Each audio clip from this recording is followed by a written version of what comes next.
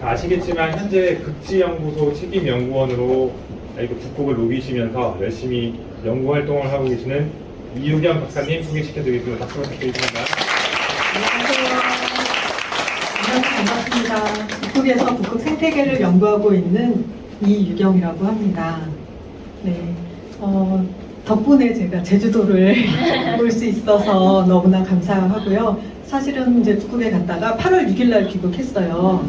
그래서 올해 찍었던 영상들을 여기에 담았고 처음으로 보시는 분들이 돼요. 네, 그리고 가만히 생각해 보니까 제가 제주 공항에 온 것보다 오슬로 공항에 간 게 훨씬 많더라고요. 그래서 앞으로는 제주 공항에 더 자주 와야겠다 그런 생각을 했습니다. 먼저 제가 일하고 있는 속해 있는 극지연구소, 혹시 극지연구소 들어보셨나요? 아, 몇 분이 고개 끄덕끄덕 하시는데 혹시 그럼 세종기지 들어보셨나요? 네, 많은 분들이 끄덕끄덕 하십니다. 세종기지를 운영하고 있는 곳이 바로 극지연구소예요. 정부에서 많은 지원을 받아서 항상 감사한 마음으로 연구하고 있고, 이런 지원이 다 우리 엄마 아빠들이 내시는 세금이에요. 그래서 이렇게 세금이 잘 쓰이고 있다는 것도 좀 소개해드리고 싶어서 제가 이렇게 강연에 선뜻 응했습니다. 여기가 바로 어딜까요? 여기가 바로 세종기지.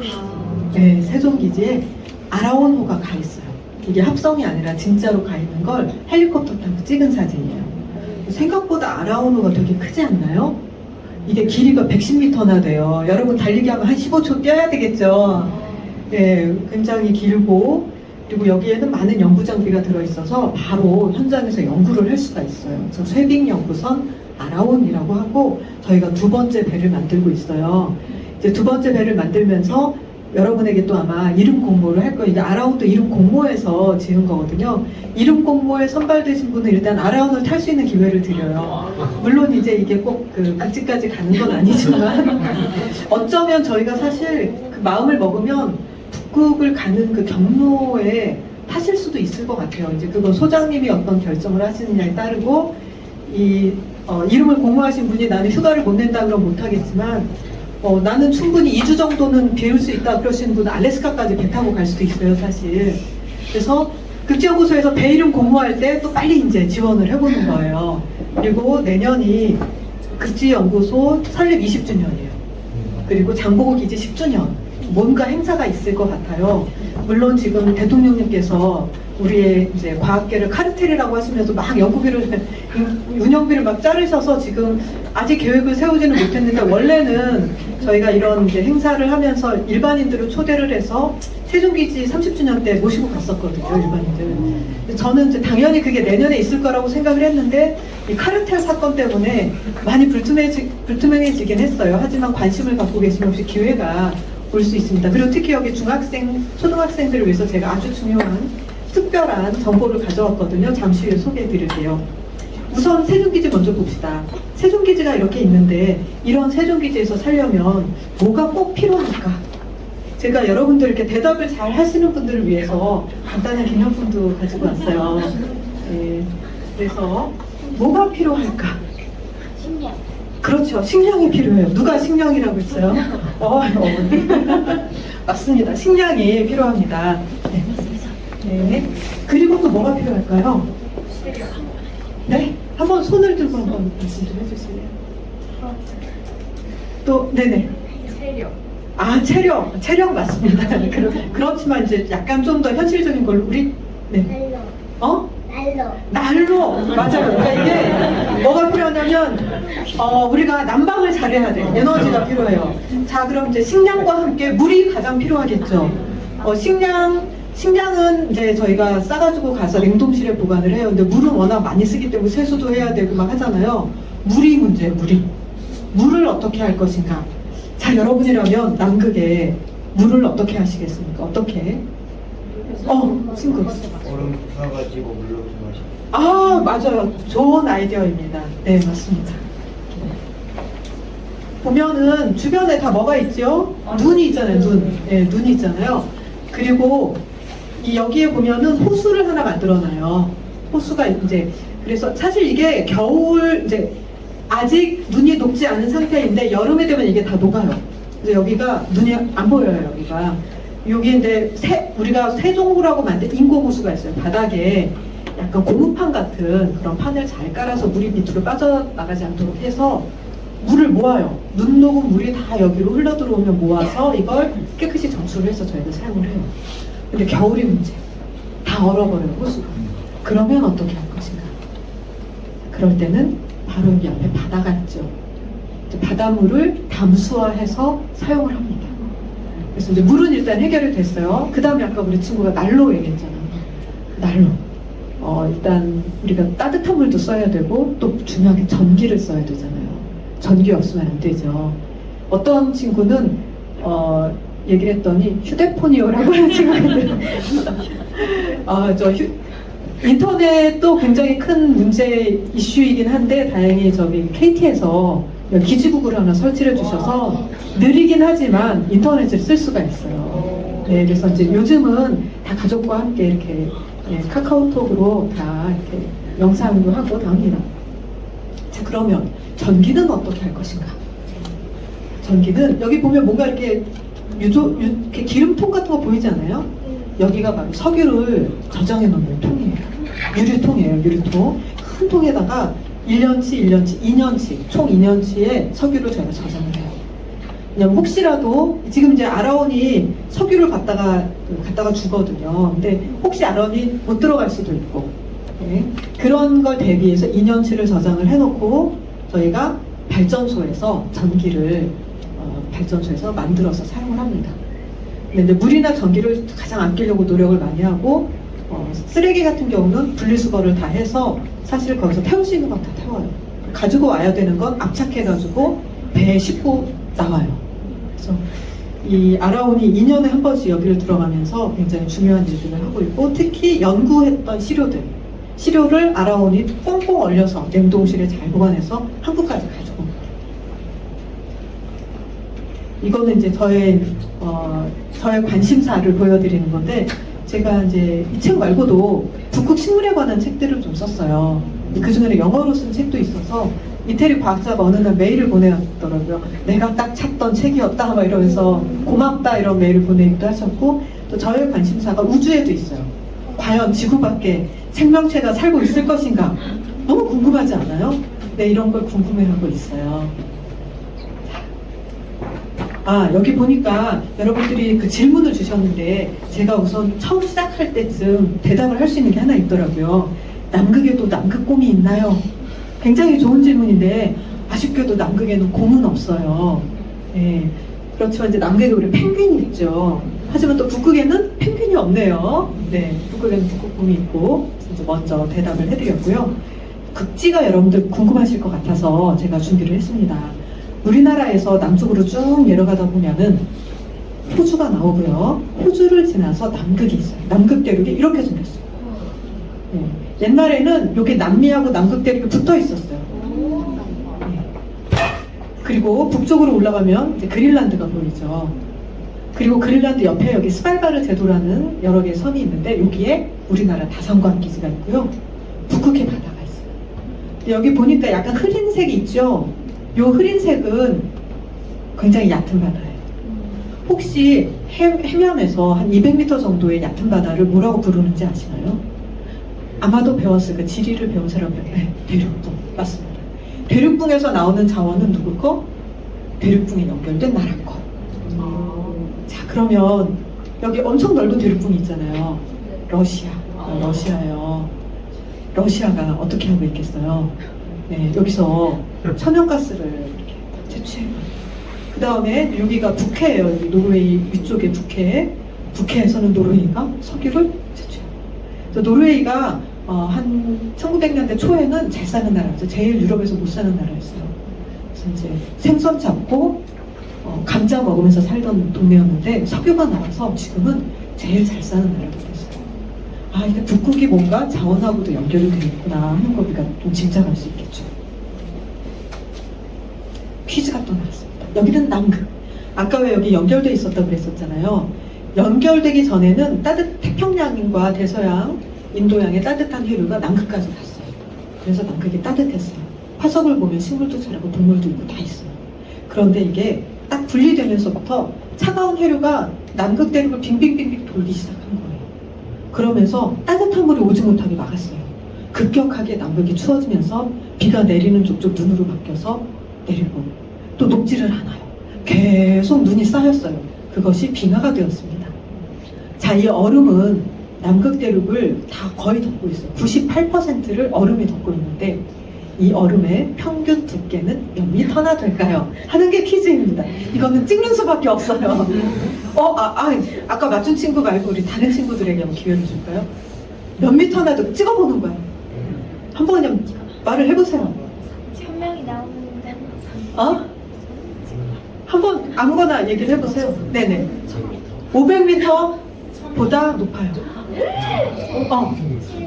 700보다 높아요. 1000보다 높아요. 네. 보다 높아요. 자, 여기 끝에 보다 높아요. 자, 오케이, 좋습니다. 네. 거의 2000. 이거 생각해 보니까 여러분 이거 2000m면 2000m면 너무 많지 않나요? 2km. 혹시 여러분 운동장 한 바퀴가 몇 미터나 되나요? 한 200m 보통 되지 않나요? 200m 한 바퀴 도는데 10바퀴 돌아야 돼. 10바퀴 도는 만큼이 여기 아래에서부터 위까지 쫙 다 얼음이에요. 오, 얼음이 굉장히 많았구나.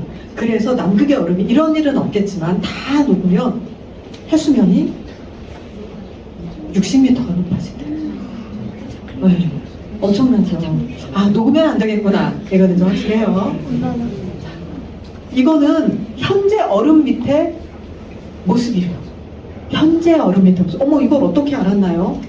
비행기가 가면서 레이저를 쫙 쏴요. 쫙 쏴서 그 얼음과 육지가 만나는 곳, 그 다음에 얼음과 물이 만나는 곳이 다 이게 파장이 달라지거든요. 그거를 다 조사를 해서 이렇게 지도가 나왔어요.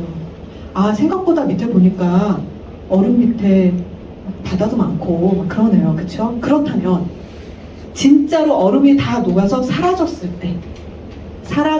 때 지도는 어떤 모양이 될 것인가 한번 상상을 해보세요. 어떤 모양으로 바뀔까? 얼음이 사라진다면 바로 이런 모양이 됩니다. 왜 이렇게 다른 거죠?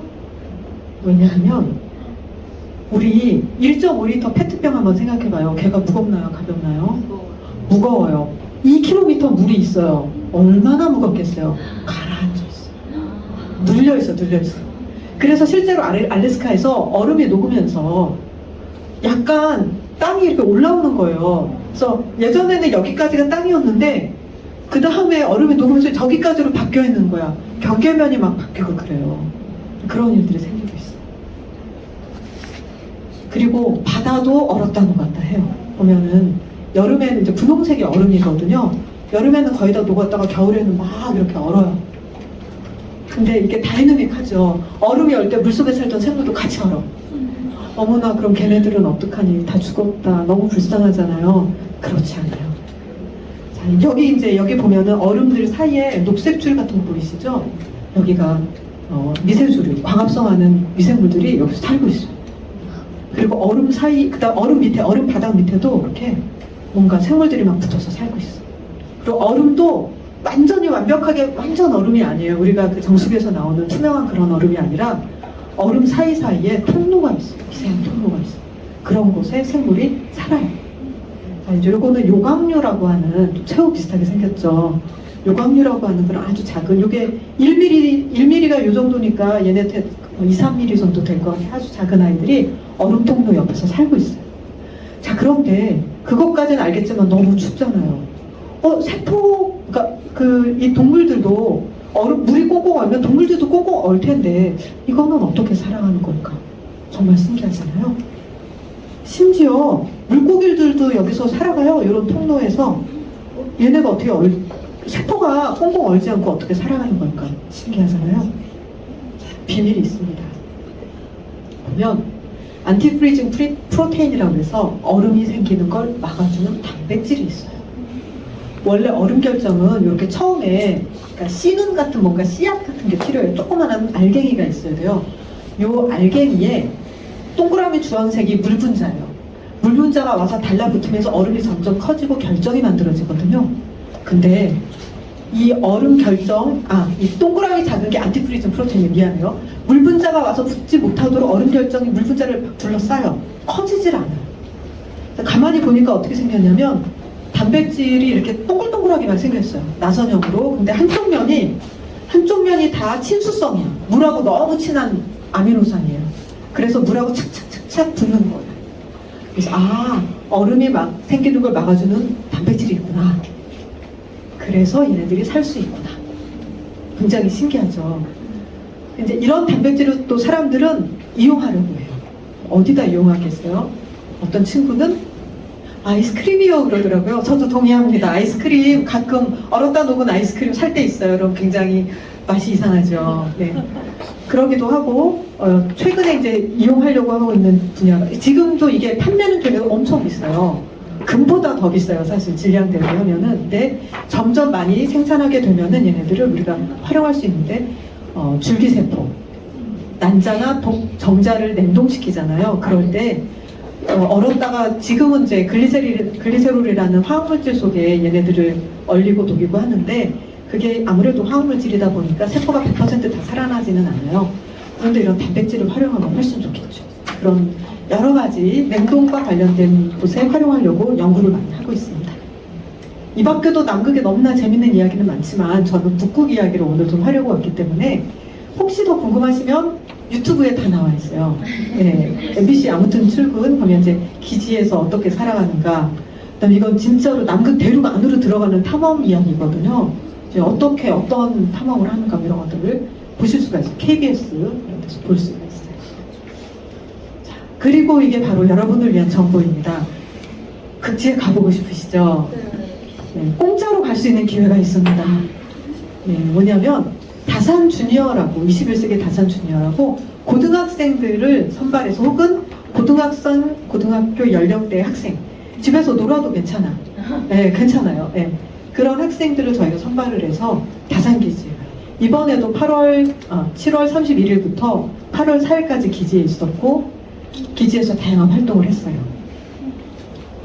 이게 바로 올해 바로 이제 얼마 전에 갔던 친구들이에요.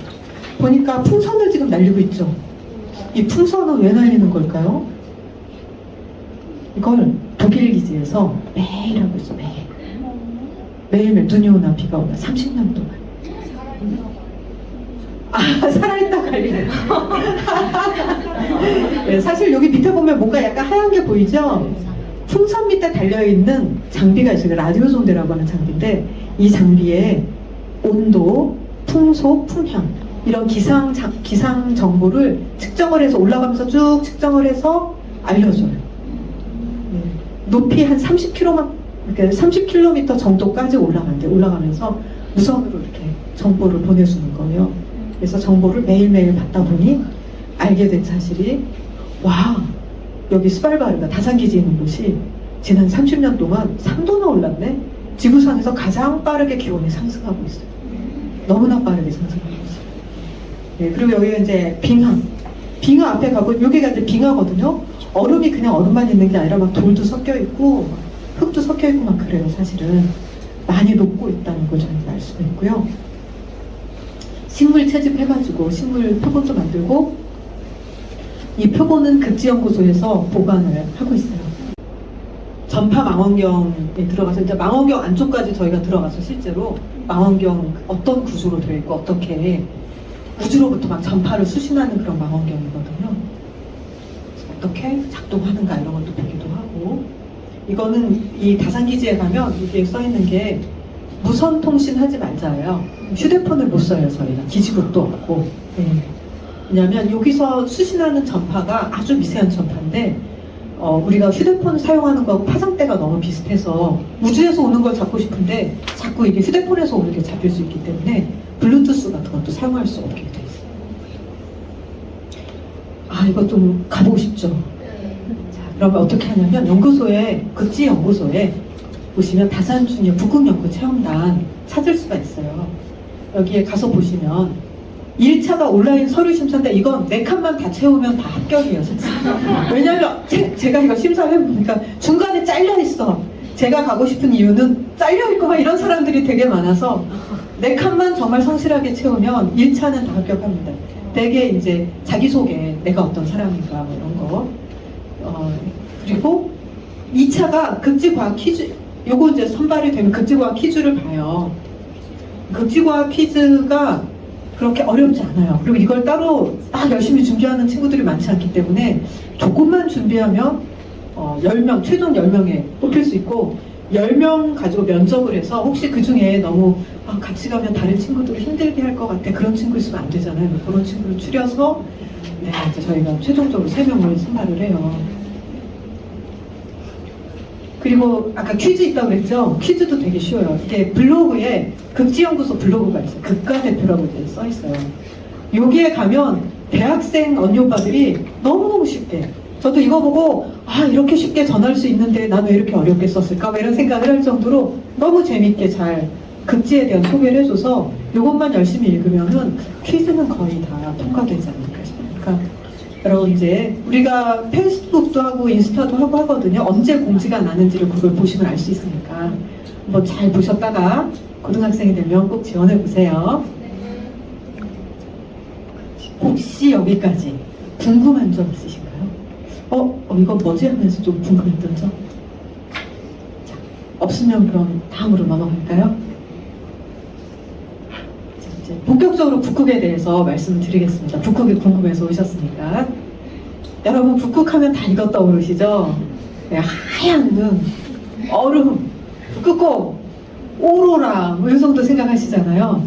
저는 북극곰과 오로라를 못 봤어요. 네, 직접 가까이서 못 봤어요. 그러니까 이제 왜냐면 북극은 아니라 이제 노르웨이에서 잠깐 아주 오로라 한번 보긴 했는데 북극에 갈 때마다 저는 여름이에요. 밤이 없어요. 그러니까 오로라, 여러분이 오로라 관광을 4월 이후에 가시면 안 돼요. 다 백야예요, 백야. 오로라 관광은 겨울에 아니면 초봄에, 가을에 이렇게 가시면 돼요. 북극에 이런 것만 있는 게 아니라 이게 이제 여러분들이 상상하는 북극의 모습이잖아요. 이제 다산기지 들어갈 때 찍은 영상이거든요. 이것만 있는 게 아니라 물론 빙하도 있지만 자 여기 앞에 빙하 녹은 땅에 뭐가 보이나요? 뭔가 초록초록 뭔가 있네? 그쵸? 그리고 일단 아무것도 없어 보이는 이런 곳도 자세히 살펴보면 생물들이 살고 있어요. 네. 저는 이제 이런 식물을 연구하고 있어요. 그런가 하면 저기서 빙하 녹은 물이 흘러내리는 거예요. 빨간색이야. 왜 그럴까? 뭔가 빨간색? 뭐지? 그렇죠. 철분이 많아서. 철이 녹슬었어. 산소를 만나서 이렇게 됐어. 여기 초록초록 이런 곳입니다. 알래스카요. 저는 처음에 알래스카 딱 가서 이게 북극이라고? 아닌 것 같은데? 말도 안 돼 막 이랬어요. 근데 땅을 한 50cm도 안 팠는데 정말 단단한 얼음이 그 밑에 있더라고요. 저희가 그걸 이제 코어링을 했었거든요. 이렇게 생겼어요. 북극이구나. 근데 북극에 이렇게 식물이 많이 자라더라고요. 여기는 이제 알래스카의 그 연구지역 가는 중간인데 중간중간에 보면 이렇게 이런 게 침엽수가 자라잖아요. 바로 나무가 자랄 수 있는 한계선, 수목 북방 한계선. 그게 1, 2m가 아니라 몇 킬로에 걸쳐서 이렇게 넓게 분포를 하더라고요. 이런 곳을 지나갔고, 자 그렇다면 북극은 어디일까요? 북극을 뭐라고 정의하면 좋을까요? 이것도 퀴즈? 지구과학자들은 북극을 북위 한 66도, 66.6도근 66.3도 이상 후에 백야가 시작되는 곳입니다. 왜냐하면 지축이 기울어져 있어서 아무리 자전을 해도 계속 햇빛이 비치는 그런 시기가 있잖아요. 그때 남극은 어떠냐? 남극은 밤만 계속되는 극야예요. 그래서 백야가 있는 곳을 북극이라고 하자 했습니다. 여기가 이제 그 다산기지 바로 앞에 다산기지 있는 기지촌이에요. 북극의 니알슨 기지촌. 네, 지금은 8월 1일 일요일 밤 11시 58분. 네, 백야가 바로 이런 겁니다. 햇볕이 쨍쨍하네요. 내가 이제 밤 12시에 나갔는데 햇볕이 저쪽에 이게 밤이었어요. 자, 이런 백야가 있는 곳이 이렇게 라인으로 딱 그으면은 여기를 북극권이라고 해요. 이 라인을 아틱 서클에서 북극권이라고 하고, 어떤 분은 북극 그러면 90도 이러시는 분인데 90도는 북극점이라고 불러요. 근데 북극점도 지질학적인 북극점도 있고 지자기적인 북극점도 있고 또 이게 약간 또 여러 가지가 있어요. 어쨌거나 우리 다산기지는 여기에 위치하고 있고요. 이렇게 제안을 했을 때 생태학자들은 우리는 그런 정의에 동의할 수가 없다. 왜냐하면 같은 60도도 환경이 다 다른데 어떻게 그렇게 그냥 북극이라고 쳐질 수가 있는가 라고 하셔서 다른 제안을 했어요. 어떤 거냐면 여름철에 특히 7월달에 평균 기온이 10도보다 아래인 곳. 또 다른 그룹은 나무가 자랄 수 있는, 아까 나무가 자랄 수 없는 곳이 있었죠. 나무가 자랄 수 있는 수목 한계선. 그 위쪽을 그 이북을 북극이라고 하자라고 했어요. 여기서 보면은 여기 주황색과 연두색이 바로 그 라인이거든요. 약간 비슷하게 흘러가요. 보면은 시베리아에서는 북극권보다 66도보다 훨씬 위쪽에 있어요. 70도 이상으로 훨씬 위쪽에 있고, 캐나다는 북극권보다 훨씬 아래쪽에 50도까지 내려가요. 그러면 또 우리는 질문을 할 수가 있죠. 왜? 왜 여기는 나무가 잘 자라? 여기는 완전 왜 우리 막 빽빽한 정말 삼림이거든요. 나무가 잘 자라고 여기는 못 자라는 거지? 왜 그럴까? 이것도 다 이유가 있습니다. 일단은 육지라는 것이 되게 중요하고요. 여기에는 여기까지 물이 들어간다는 게 되게 중요해요. 일단 육지하고 물이 있을 때 어디가 더 빨리 더워지고 어디가 더 천천히 식나, 똑같이 더워지고 똑같이 식고 그러지 않거든요. 우리가 배웠어요. 물은 비열이 높아. 즉 1도 올라가는데 에너지가 많이 필요해. 그래서 물은 천천히 올라가요. 땅은 어때요? 금방 이렇게 되거든요. 여기는 햇빛을 받으면 많이 온도가 높아져서 동토지만 표면은 좀 녹거든요. 그 표면은 녹는 걸 저희가 활동층 액티브 레이어라고 부르는데 깊이 녹아요. 한 500m까지도 내려가요. 그 밑에가 동토예요. 그러다 보니까 나무가 뿌리를 내릴 수가 있어요. 그래서 나무가 자라는 거예요. 그리고 여기는 여름철에 육지다 보니까 평균 기온이 그래서 10도보다 높아요. 심지어 시베리아 여긴데 여름에 30도까지 올라간 적도 있어요. 사람들 막 물에 뛰어들고 막 그래요. 그건 정말 이상한 날이지만 근데 평소에도 한 20도까지는 여름에 올라가요. 그래서 여기는 나무가 잘 자랐구나. 그렇다면 여기는 어떻게 된 거냐? 차가운 북극 해류가 여기까지 들어 허드슨만까지 내려가요. 차갑게. 이제 나중에 또 얘기할 텐데 물이 날씨를 굉장히 결정하는 데 중요한 역할을 하거든요. 에너지를 전달해주는 역할을 하기 때문에 차가운 물이 가면서 여기를 식혀버리고 겨울에는 꽁꽁 얼어서 북극곰이 왔다 갔다 하는 곳이 되어버린 거예요. 그래서 우리가 이제 북극하면 굳이 정의는 없어요. 남극은 공식적인 정의가 있어요. 남극 조약에서 남위 60도 밑에 있는 하늘과 바다과 땅 모든 곳을 다 남극이라고 한다라고 정의를 했는데 북극은 아직 없지만 굳이 우리가 이름을 붙이자면 북극의 바다와 나무가 자라지 않는 툰드라를 이제 북극이라고 할 수가 있겠죠. 하지만 이 북극 이사회, 북극에 대해서 논의하는 국제기구가 있는데 거기서는 좀 북극을 넓게 보려고 해요. 그래서 이 정도까지 굉장히 넓게 지금 북극을 보고 있더라고요. 저에게 제가 북극 연구해요. 그러면 제일 먼저 들어오는 게 북극곰 봤어요? 아직 직접은 못 봤는데요. 여우도 너무 예쁘죠. 이건 제가 이제 얻은 영상입니다. 망원경으로 북극은 이제 저기 저한테 섬에 있는 곰을 지금 여기 새끼곰이고 어미곰이에요. 안 움직이지만 얘가 곰이에요. 너무 귀엽죠?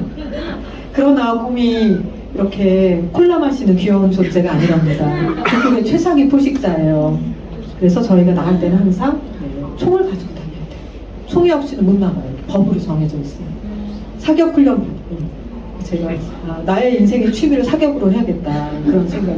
처음에는 다 빗나간 거예요. 그래가지고 어떡하지, 이거 통과 못하면 총을 못 빌리는데. 근데 나중에 보니 제가 왜 그랬는지 알게 됐어요. 오른쪽으로 이렇게 딱 이렇게 조준을 해야 되는데 너무 막 급해가지고 왼쪽 눈을 뜬 거예요. 그래서 이게 하나도 안 맞았던 거예요. 이제 다음에 이제 그걸 잘 해서 다행히 총을 빌릴 수가 있었고요. 이거는 이제 장경순 박사님이란 분이 여우 바로 올해 며칠 전이죠, 이제. 촬영해가지고 줬는데, 아까는 흰색이었는데 역시 털갈이, 보호색 배웠었잖아요, 갈색인데. 그 다음에 소도 있어, 소. 진짜 소는 아니고 사형소라고 불리는 거하고 술록이 있어요. 루돌프 사슴이 바로 얘예요. 이거 제가 그린란드에서 멀리서 찍은, 저도 무서워서 가까이 있는 거 멀리서 찍은 사형소였고요. 이거 이제 다산기지에서 술록이 뭔가 뭘 이렇게 열심히 먹고 있더라고요. 저희가 조사를 했어요. 연구팀이, 한국 연구팀이. 옛날에는 80년대는 술록을 정말 잡아서 배를 갈라가지고 위 속에 있는 걸 다 분석을 했는데 지금은 그렇게 안 하고 쫓아다니거나 아니면 이제 돌아다니는 술록 똥이 있거든요. 그것을 주워서 DNA를 분석하면 뭘 먹는지 다 나와요. 우리도 마찬가지야. 우리도 똥이 소중해요. 자, 이제 퀴즈. 자, 술록이 엄청 좋아하는 이 식물, 엄청 좋아하는 이 식물에 어떤 식물일까요? 이름까지는 안 말해요. 누가 정답을 얘기했는데? 손들 맞습니다.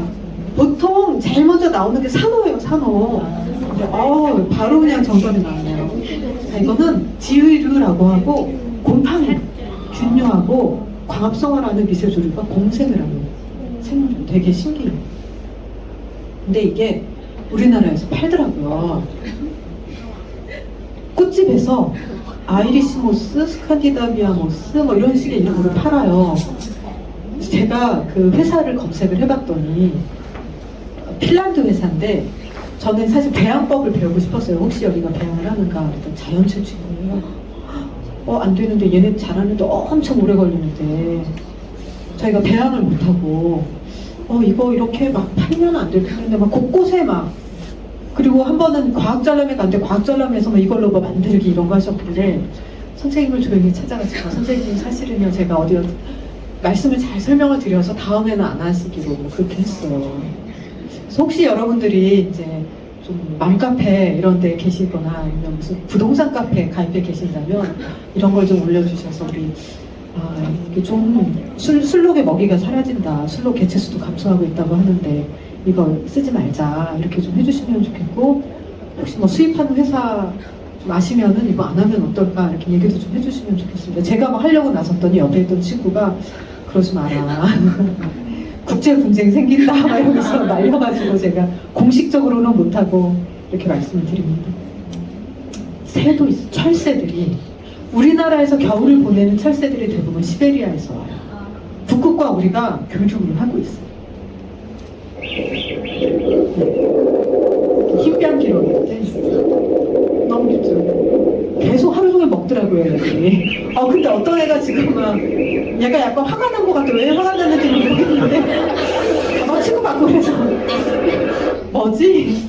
뭐 이제 그다음에 이제 북극 제비갈매기는 어떤 그룹은 북극에서 남극까지도 왔다 갔다 하죠. 엄청나게 비행을 오랫동안 합니다. 네, 지금 북극 제비갈매기가 자기 둥지 근처에 왔다고 이렇게 위협을 하고 있습니다. 애들이 둥지를 잘못 선택한 것 같은데요. 네, 길가에다가 둥지를 틀어놓고 갈 때마다 그래서 너무 안타깝더라고요. 근데 사실 얘네들이 원래는 다른 이제 때 많이 둥지를 틀었었는데 한 해 북극여우가 알을 다 깨먹었어요. 그래서 애들이 거의 대부분이 여기에 보면은 여기 흰색 여기도 이제 기름으로 발전하기 때문에 기름을 저장하는 유류 탱크거든요. 유류 탱크에 그 울타리가 있어서 사람들 못 들어가게 하니까 북극여우도 못 들어가요. 얘들이 다 이 안으로 들어갔어요. 애들도 되게 똑똑해. 그 다음부터는 둥지를 다 여기서 트는데 끝까지 나는 기존에서 하겠다 하는 몇몇 그룹이 좀 남아 있어요. 걔네들이 안타깝게도.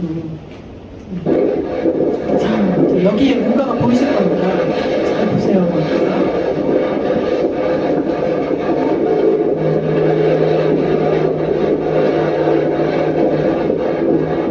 이제 좀 보이시나요?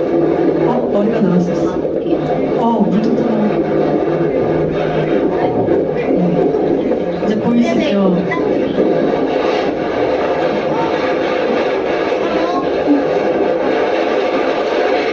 네, 흰돌고래, 벨루가 고래라고 그러니까 뭐 이것뿐만 아니라 일각고래, 뭐 많은 고래들이 이쪽으로 와요. 그러면 우리는 또 질문을 할 수 있죠. 고래가 왜 북극으로 오는 걸까? 일단 먹이가 많겠죠? 그러면 또 지금 먹이가 왜 북극이 추운데 왜 여기는 그 바닷물의 온도가 3도예요, 3도. 우리 냉장고 온도예요. 추운데 왜 먹이가 많지? 물의 특성과 관련이 있어요. 물의 특성과. 우리 혹시 배웠을 것 같은데 물의 비열, 이제 우리 이제 물의 밀도가 가장 높은, 그러니까 물이 가장 무거운, 같은 부피일 때 가장 무거운 온도가 몇 도인가? 빙고, 누가 4도라고 했어요? 네네, 맞습니다. 그 물의 밀도가 가장 높은 온도가 4도예요. 그러면 북극은 어떻겠어요? 북극은 물이 차가우니까 계속 밑으로 가라앉아서 순환이 저절로 일어나는 거예요, 순환. 물이 순환이 일어날 때 아래쪽에 있는 영양물질들이 올라와요. 네, 그러면 영양물질이 풍부하니까 플랑크톤이 잘 자라요. 그래서 이곳에 먹이가 풍부해요. 우리도 왜 노르웨이 고등어, 러시아 그거 다 수입해서 먹잖아요. 이유가 있는 거예요. 그러니까 찬 바다에서 잘 자라는 어류들이 있는 이유가 있는 거예요. 곤충도 살아요. 제가 그린란드에서 찍은 사진이거든요. 깜짝 놀랐어요. 곤충에서도 아까 말했던 결핍방지 단백질 나왔더라고요. 얘네들은 어떻게 몇 년으로 이 곤충들이 탈피를 하기까지 어떻게 얘네들이 보내는지 그것도 참 궁금하고 신기하더라고요. 그런가 하면 이제 식물도 많이 살았는데 약 3,000여 종의 식물이 북극에 살고 있고 그 중에 한 2,000종이 꽃을 피우고 나머지 1,000종이 꽃을 안 피워요. 꽃을 피우지 않는 애들은 대부분은 이끼예요. 대부분 이끼고 그 다음에 석송류라고 하는 게 있고 속새류라고 하는 게 있어요. 그 다음에 이제 고사리, 그러니까 양치류도 조금 있어요. 얘네들이 과거에는 어땠는가? 과거에는 얘네가 나무로 자랐었어요. 그때는 현화식물이 거의 없고, 현화식물이 없고 아주 오래서 3억 년 생각도 감이 안 잡히죠. 사실 3억이라는 그 시간이 3억 년 전에 지치면은 얘네들의 화석들이 나오는데 다 나무였어. 지금은 조그만한 애들이 옛날에는 물론 옛날에 나무였던 애들은 다 사라졌죠. 얘네들이 분해가 잘 되지 않고 남아있는 것이 바로 석탄이에요. 그 석탄을 우리가 지금 사용하는 거예요. 다음에 우리 한반도에서 자라는 식물들도 있어요. 백두산 주로. 그러니까 한라산에도 있으면 좋은데 이제 스발바르에 있는 애들은 좀 없더라고요. 이제 그런 알래스카나 이런 데 사는 애들은 한라산에도 좀 있어요. 이 중에 이 수영 같은 경우는 원래 수영이라는 식물하고 비슷하게 생겼다 그래서 나도 수영이야. 그래서 나도 수영. 얘는 이제 범꼬리류의 식물들, 범꼬리라는 식물들이 있는데 그 중에 밑에 보니까 씨 같은 게 달렸잖아요. 씨 범꼬리 이렇게 된 거예요. 씨 범꼬리 같은 경우는 땅 속에서 3년 정도 버텨요. 버티면서 꽃대를 다 만들어. 다 만들고 나서 한 4년 차나 5년 차에 쑥 꽃대를 내밀어서 꽃을 피우고 그 다음에 이제 그 밑에 얘는 이제 무성하거든요. 무성생식하는 애들이요. 자기 식물체하고 똑같은 유전자를 가졌어요. 꽃을 피우고 혹시 꽃이 수분을 못해서 씨를 못 만들면 무성아들이 이제 퍼뜨리는 거죠. 그런가 하면 이거는 무슨 식물일까요? 우리나라에 있는 식물의 사촌격인데 얘는 암그루와 수그루가 있어요. 이 식물의 이름은 북극 콩버들, 버드나무하고 똑같은 속에 있어요. 세상에 얘가 버드나무라고? 물론 얘는 이제 북극엔 나무가 없잖아요. 나무는 없지만 리그닌이 있는 우리가 이제 관목이라고 부르는 실업, 왜 개나리 진달래. 걔네가 나무라고 말하긴 좀 어렵지만 리그닌은 있잖아요. 그런 류에 속해요. 얘네가 암그루 수그루가 있는데 이상하게 100년 전부터도 과학자들이 나가서 살펴보면 항상 수그루가 적어요. 암그루 10개 있을 때 수그루는 6그루밖에 안 나와. 왜지? 그동안은 그 수수께끼를 못 풀다가 유전체를 분석하면서 드디어 수수께끼를 풀게 됩니다. 바로 얘네들도 성염축체가 있어요. 우리는 XX, XY 그렇게 되는데 얘네들은 좀 특이하게도 수그루가 ZZ로 똑같아요. 암그루가 ZW형이에요. 그런데 이 Z 염색체 위에 열성 유전자가 같이 만나면 식물체가 죽어버리는 치사 유전자가 있어요. 아우 치사해 이런 게 아니라 치사량 할 때 그 치사. 네, 그래서 여기 얘가 죽어버려. 이렇게 만나면 죽어버리는 거예요. 아, 그래서 수그루가 적었구나. 자, 그렇다면 이렇게 식물체가 죽는데 왜? 이 유전자는 왜 남아있는 거야? 안 좋은 거 아닌가? 자, 우리는 그러면 또 질문을 던져볼 수 있어요. 암그루가 더 많을 때, 똑같을 때와 암그루가 더 많을 때 어떤 게 더 유리한 거지? 왠지 씨앗을 맺어주는 암그루가 더 많은 게 유리할 것 같지 않으세요? 아마도 그럴 것 같다. 그렇기 때문에 이 유전자가 살아남았나 보다 라고 이제 추측을 합니다. 그런가 하면 이제 자주범에게 이 식물은 굉장히 특이한 게 개척자 식물이에요. 왜? 정말 아무것도 없는 산 빙하가 녹으면 이런 상태거든요. 흙도 거의 없어요. 이런데 가장 먼저 용감하게 들어가는 식물. 척박한 곳에 들어가서 자라줘요. 이 식물 자라서 좀 죽으면 유기물이 그 땅에 생기잖아요. 그러면 비로소 다른 식물들이 들어가서 살 수가 있어요. 영양분이 하나도 없으면 식물이 자랄 수 없거든요. 그래서 제가 사실 이 식물을 눈여겨보고 있어요. 나중에 우주에 나갈 때 이 식물을 활용해야겠다. 우주 식물원을 만들 때 얘를 먼저 키워야겠다. 달나라나 화성에는 유기물이 없을 테니까 이런 좀 아이디어를 갖고 좀 실험을 하고 있어요. 그런데 얘는 형태가 두 가지. 기는 형이 있고 뭉쳐서 나는 형이 있어요. 이것도 유전자를 분석해 보니까 얘는 유전자가 두 벌, 우리는 이제 두 벌이잖아요. EN이라고 하죠. 똑같은 게 23, 23 있잖아요. 얘는 네 벌이야. 네 벌이에요. 그리고 얘는 두 벌일 수도 있고 네 벌일 수도 있어요. 왜 그런지는 모르겠으나 네 벌인 아이들 중에 기는 형으로 나오는 애들인데 주로 얘네들이 바로 개척자 식물이에요. 얘네들은 이렇게 바닥에 착 달라붙어서 물이 막 흡수고 지나가도 떠내려가지 않고 잘 살아가요. 아, 그래서 얘네들이 이렇게 됐네요. 궁금해요. 형태가 이렇게 달라진 것이 굉장히 궁금해요. 그런가 하면 빙하기를 견뎌낸 식물이 있어요. 최후의 빙하기가 언제였을까요? 가장 혹독했던 최후의 빙하기가 12,000년쯤 전에 끝났어요. 그 최후의 빙하기를 지낸 분들이 네안데르탈인과 호모사피엔스예요. 네, 네안데르탈인은 이제 완벽하게 적응하지 못하고 빙하기 중에 사라졌어요. 일부는 호모사피엔스와 결혼을 해가지고 일부의 유전자가 우리에게 남아있어요. 그러나 빙하기를 잘 이겨낸 호모사피엔스가 지금까지 살아있는 거죠. 이 식물이 그 빙하기 시기에 유럽에 굉장히 잘 자랐어요. 이게 이제 빙하기 때 얼음이 덮여있던 지역인데 다행히 우리는 지나갔네요. 유럽의 절반이 얼음에 덮여있고 미국, 캐나다는 완전 얼음 밑에 있었고 미국도 그랬는데 이 식물은 완전히 잘 자라서 가장 최근에 빙하기 이름을 이 식물이 속명이 드리아스거든요.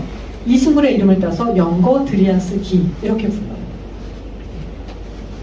이 밖에도 북극에 대한 정말 재밌는 이야기가 많지만 또 이제 시간이 오래 걸리니까 여기까지 하고 혹시 더 궁금하시면 북극의 경고라는 다큐멘터리가 있어요. KBS에서 나온 이것도 다 풀로 유튜브에서 공개를 하고 있으니까 보시면 되게 좋을 것 같아요. 제가 보기에 북극과 관련된 다큐 중에 제일 잘 만들었어요. 네, 한번 이걸로 막 상도 받고 그랬거든요. 꼭 보시면 좋을 것 같습니다. 우선 이제 질문 중에 제가 먼저 답을 드릴 수 있는 걸 한번 추려봤는데 오로라를 본 적이 있나요는 한 번 이제 노르웨이에 있을 때 한 번 봤는데 이게 오로라인가 아닌가 카메라를 딱 대니까 연두색이 막 이러고 있더라고요. 그래서 막 사진을 찍었어요. 최근에 왜 텐트바큰 유럽의 노르웨이 편에 나오잖아요. 근데 그런 오로라를 보긴 사실 쉽지 않아요. 그래서 저는 오로라 여행을 별로 추천하죠. 제가 그런 분을 봤어요. 열흘이나 트롬소라는 그 곳에 그 텐트바큰 유럽의 노르웨이에 있었던 가셨던 그 트롬소에 오로라 보러 가셨는데 계속 비가 와서 결국은 못 보고 가신 분을 봤어요. 실제로 날씨가 안 좋아요. 제가 거기서 1년을 지냈는데 거의 구름을 껴요. 거의. 겨울에 햇볕 나는 날이 겨울에는 햇볕이라기보다도 구름이 안 끼는 날이 거의 없거든요. 그래서 생각처럼 것처럼 쉽지 않구나. 그래서 그 비용을 들이고 굳이 가야 할까? 그보다는 그냥 다큐의 영상이 훨씬 낫지 않나 그런 생각을 했고요. 그 다음에 이제 온난화가 심각하다고 하는데 요거는 조금 이따가 보여드리도록 하겠습니다. 그리고 우리 서홍식 선생님께서 이제 오늘 그 수강생 중에 최연장자이신 서홍식 선생님께서 북극에 기지가 있는 걸 처음 알았다고 하셨는데 북극에 이제 다산과학기지가 2002년에 문을 열었어요. 처음에는 사실 이게 하나의 어떤 연구비로 연구비 과제에서 지원을 해가지고 문을 열었었고 지금은 역시 이것도 마찬가지로 국민의 세금으로 운영이 되고 있습니다. 저희가 항상 그 세금은 소중하게 생각하고 잘 쓰려고 노력하고 있고요. 그 남극에는 기지가 2개가 있습니다. 세종과학기지하고 세종과학기지가 사실은 섬에 있어요. 남극의 변두리 안암극권에 있어요. 진짜 남극이라기보다. 그래서 10년 전에 장보고 기지라고 남극 대륙에 기지를 지었고 거기는 정말 그 딱 비행기가 끊기면은 아파도 나올 수가 없는. 네, 그래서 항상 저희가 기지에 갈 때는 의사 선생님이 같이 가시거든요. 또 기지에 있을 때 가장 또 중요한 사람이 누구겠어요? 요리사입니다. 네, 그래서 이제 요리사와 의사 선생님은 매년 남극에 이제 가셔서 가장 중요한 분들이세요, 그분들이. 근데 이제 북극 같은 경우는 저희가 1년 내내 노르웨이가 다 운영을 해요. 우리는 연구할 때만 잠깐 가고 사실 이제 북극은 우리 제주도가 연세 하잖아요. 똑같아요. 저희가 연세를 내요. 빌린 곳이에요. 빌린 곳. 기지가. 여기까지 하고 그다음 이제 빙하가 녹으면서 빙하에 묻혀있던 바이러스가 유행한다고 하는데 이제 유행할 수도 있다. 그래서 한다고 꼭 말할 수는 없으나 바이러스 종이 몇 종이냐고 한다면 아직 우리가 모르는 바이러스가 너무 많기 때문에 몇 종이라고 말할 수가 없어요. 일단 수만 종은 넘을 거예요. 이 바이러스 크게 8개 그룹으로 나누는데 DNA로 이루어졌느냐, 그러니까 바이러스의 핵산이 DNA냐, RNA냐, RNA가 한 가닥이냐, 두 가닥이냐, 뭐 이런 이제 또 DNA 구조가 어떻게 좀 특이하게 생겼냐, 이런 거에 따라서 8개 그룹으로 나눠요. 그 바이러스도 엄청 다양해요.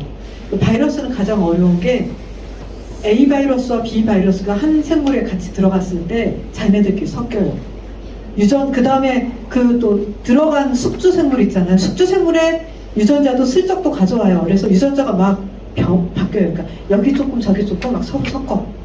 그래서 얘가 다음번에 그 다음으로 이제 감염시킬 때 내가 H에서 이제 다음 사람이 감염하면 이미 다른 스트레인, 다른 종류의 바이러스가 돼 있어. 그러니까 종이 다르다는 게 아니라 약간 변형된 그런 너무너무 빨리빨리 유전자가 변해서 우리가 따라가기가 힘들어요. 그게 매년 감기에 걸리지만 그 감기를 대비할 수 있는 백신을 만들기가 어려운 그런 이유 중에 하나거든요. 그래서 바이러스를 통해서 그냥 우리는 이제 인류는 자연 앞에 겸손함을 배우게 되는 게 아닌가 그런 생각을 합니다. 그 다음 질문들은 좀 또 이따가 말씀드리도록 하고 북극에서 일어나고 있는 변화에 대해서 말씀을 드리려고 해요. 혹시 이거 보셨나요? 온난화 줄무늬. 온난화 줄무늬 아시나요? 처음 보시는 분들도 계시군요. 자, 이거는 여기에 줄 하나가 1년이야, 1년. 줄 하나가 1년이에요. 이 줄 하나에 1년의 색깔을 어떻게 결정했느냐. 1850년부터 우리가 온도를 측정하기 시작했어요. 대기의 온도를. 그때부터 이제 온도계가 나왔다는 뜻이죠. 1850년부터 지금까지 쭉 모든 온도를, 그러니까 연평균 기온, 우리도 연평균 기온 있잖아요. 연평균 기온을 다 합쳐서 나눠요. 연도수로. 그러면 그 기간 동안에 평균 온도가 나오죠. 그래서 그 평균 온도하고 똑같은 온도는 흰색이에요. 그 평균 온도보다 추운 온도, 연평균 기온이 그 해가 추웠어. 그러면 파란색. 그 평균 기온보다 높으면 빨간색.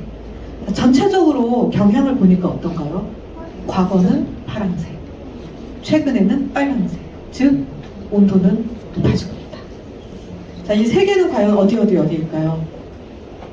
전 지구 평균 온도, 우리나라 다산기지가 있는 북극. 우리나라도 만만치 않게 빠르게 올라가고 있어요. 온도가 높아지면 무슨 일이 일어나는가? 이게 북극은 땅이 얼어있다고 그랬잖아요. 영구 동토인데 그 땅의 온도가 점점 높아지고 있어요. 지금 이제 2005년까지의 그래프지만 지금 이미 2020년까지 그래프가 있거든요. 계속 올라가고 있어요. 그래서 온도가 0도 이상 되면 어떻게 돼요? 녹아요. 땅이 이제 녹아버려요. 이런 일이 생겨요. 자, 여기 보면은 조그마한 것들이 있죠. 이게 집이에요, 집. 집 면체가 사라진 거야. 이런 일이 왜 일어나는가? 이제 땅 속에, 물론 이게 다 얼음이라고 말했지만 물만 있는 게 아니라 흙하고 섞여 있는 동토가 특히 물이 많은 지역들이 있어요. 요런 지역에, 요런 지역이 녹아. 그럼 어떻게 돼요? 푹 꺼지는 거예요. 특히 그 지역이 막 석회암 지역이다? 녹으면서 물이 나오면서 석회암도 막 녹아서 없어지고 푹 꺼지는 거예요. 이거 절대 외계인이 취급한 거 아닙니다. 그런가 하면 아까 온도가 높아지면서 이게 과거, 현재인데 동토층이 확실히 줄어들어요. 그리고 아까 동토층 중에 표층은 여름에 녹는다고 그랬었죠. 그 녹는 층, 활동층은 좀 더 깊어지고 있어요. 그리고 식물은 더 잘 자라는 애들도 있지만 사실은 사라지는 식물도 있어요. 그래서 멸종하는 식물을 좀 빨리 보존하고 싶어요. 이게 완전히 사라지면 안 되는데. 자, 식물이 잘 자라면 이산화탄소가 줄어들 것인가? 과학자들은 그럴 거라고 기대를 했어요. 왜? 광합성을 하면 어떻게 되죠? 이산화탄소를 흡수하잖아요. 산소를 내보내주니까. 줄어들겠지. 실제로 알래스카의 한 지역에서 30년 넘게 계속 연구를 했습니다.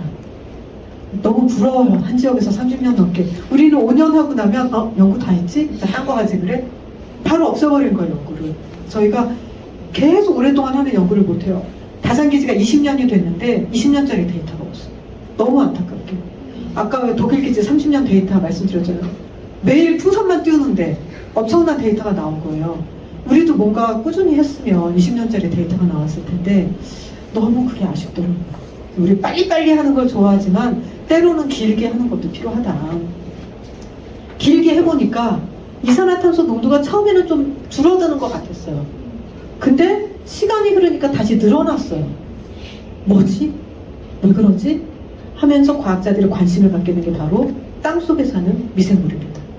미생물이 그동안은 추워서 인액티브하게 좀 활성을 늦추고 있다가 우리가 온도가 높아지면 효소가 굉장히 활발해진다고 그러잖아요. 애들이 깨어나는 거예요. 물질 대사가 막 활발해져. 박테리아도 숨을 쉬거든요. 박테리아도 산소를 들이마시고 자기가 에너지를 생산하고 이산화탄소를 내보내요. 그래서 미생물이 활발해지니까 이산화탄소가 늘어나고 있는 것 같다. 그래서 진짠가? 그걸 또 연구를 하고 있어요. 왜냐면 항상 과학자들은 정말 이런 의심이 많거든요. 진짜? 이러면서 또 연구하고 있어요. 자, 이제 퀴즈. 이 호수에 보니까 호떡같이 생긴 동그란 애들이 되게 많은데 얘네들은 과연 무엇일까요?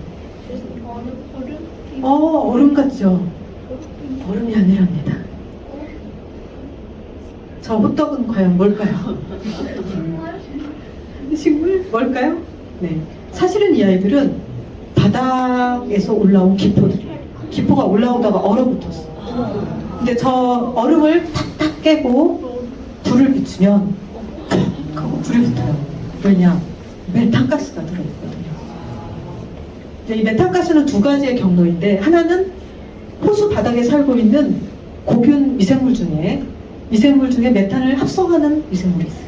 걔네들이 만들기도 하지만 옛날에 땅속에 얼어붙어 있던 또 메탄이 있어요. 그걸 가스 하이드레이트라고 해요. 어디선가 들어본 것 같아요. 뉴스에서 언젠가 뭐 새로운 연료 막 이러잖아요. 손바닥 위에서 불타고 있는 얼음, 불타는 얼음 그런 거 보셨죠? 그게 물과 메탄이 같이 얼어 있는 거예요. 근데 그것이 바닥에 있거든요. 있다가 호수 밑에 온도도 높아지니까 그게 점점 뽀글뽀글 호수뿐만 아니라 바닥에서도 북극의 바닥에서도 정말 뽀글뽀글 올라와요. 이렇게 온도가 높아지면 동토가 녹으면서 이산화탄소와 메탄이 방출이 늘어날 텐데 이건 다시 온실기체잖아요. 그럼 다시 지구온난화가 가속화될 수 있잖아요. 이렇게 되는 것이 아닌가 해서 과학자들이 굉장히 열심히 관측을 하고 있어요. 이러면 안 되겠죠. 그러면 이번엔 바다로 가봅시다. 지금 이제 영구동토 이야기를 했는데 이번엔 바다로 가볼게요. 북극해 얼음은 얼었다 녹았다 계속합니다. 자, 여름에는 녹았다가 겨울에는 얼고. 근데 이게 해마다 양이 좀 달라집니다. 그 양을 한번 볼까요? 자, 여기에 이 파란색 점선은 지난 30년 동안 1981년에서 2010년까지의 평균값이에요. 평균값. 뭐의 평균값? 얼음의 면적, 넓이의 평균값이에요. 근데 계절 변이가 있어요. 계절 변이. 겨울에는 얼음이 많아. 그랬다가 여름에는 확 줄어들어. 이걸 계속 반복하는데 전체적으로 이 값이 최근에 들어서 점점 낮아지고 있어요. 즉 얼음이 점점 줄어들고 있어요. 이런 식으로 해서 이거는 이제 얼음의 부피예요. 면적뿐만 아니라 두께까지. 두께도 얇아서 전체 부피가 지금 한 3분의 1로 줄어들었어요. 북극의 얼음이 3분의 1은 사라졌어요. 근데 그러면 또 이런 식으로 얼음이 녹으면 해수면이 높아지는 거 아닌가요? 이제 물 위에 떠 있는 얼음은 아이스 아메리카노를 생각하시면 됩니다. 아예 얼음이 녹는다고 해서 넘치지는 않죠. 그냥 다 부피에 반영이 돼 있어서 사실 북극해에 있는 얼음이 녹는 게 해수면 상승에 영향을 주진 않아요. 대신 그린란드나 남극에 있는 육지의 얼음이 녹을 때 해수면이 상승을 하는 거죠. 그러나 어쨌거나 얼음은 사라지고 있다. 자, 앞으로 어떻게 될 것인가? 이거 이제 사람들이 이제 이건 약간 수학적인 모델링이거든요. 수학으로 모델링을 하는데 이거는 우리가 열심히 이산화탄소를 배출을 안 할 때. 자, 이거는 지금처럼 그냥 살 때. 어떻게 되냐면 이제 이게 2015년에 나왔던 보고서인데 앞으로 점점 얼음은 줄어들 겁니다. 이렇게 될 거예요. 근데 지금 22년이잖아요. 자, 요 라인 중에 어느 라인을 타고 있겠어요? 제일 아래 라인보다 더 아래로 내려갔어요. 우리가 예상한 것보다 더 빨리 사라지고 있어요, 얼음이. 그래서 예전에는 한 5년 전에 2100년쯤 되면 얼음이 사라질 겁니다. 0이에요, 0. 최근에는 2050년일 수도 있겠는데 라고 하더니 급기야 2030년 이런 이제 기사가 나오기 시작해요. 물론 이건 이제 여름에 사라지지만 겨울에는 다시 또 얼게 되죠. 자, 여기에 지도를 보면은 이게 약 지난 30년 동안의 평균. 분홍색은 최대치 평균값인데 겨울에는 완전히 꽁꽁 얼어요. 이게 흰색은 100% 얼음이란 뜻이에요. 완전 얼음. 여름에는 완전 얼음도 있지만 여기 가장자리는 뭐 한 50% 얼음. 그래서 여기가 북극 항로가 열려요. 배가 왔다 갔다 해. 자, 그런데 앞으로 어떻게 될 건가? 수학적으로 계산해 볼 때 겨울에도 여기는 얼음이 많이 사라지고 여름에는 완전 사라질 것 같아. 자, 사실은 근데 이런 변화가 과거에도 있었어요. 우리가 왜 빙하기가 있고 간빙기가 있다고 했는데 예전에도 간빙기가 있었을 거잖아요. 그 간빙기 때 어땠을까 하고 과학자들이 또 연구를 해보니까 어떻게 연구하느냐. 신기하잖아. 그 과거를 어떻게 하는 것이야. 연구 방법이 신기하잖아요. 이렇게 배를 타고 다니면서 배에서 코어를 내려가지고 이렇게 배 바닷가, 해저에는 진흙벌 같은 게 있잖아요. 그 밑에 관측장비를 넣어서 푹 박아요. 그래가지고 떠 올려요. 그래서 이런 기둥들, 흙기둥, 그걸 저희가 코어라고 하는데 해저 퇴적물을 얻어요. 자, 이 해저 퇴적물이 이렇게 생겼어요. 반 자르면 이렇게 보여요.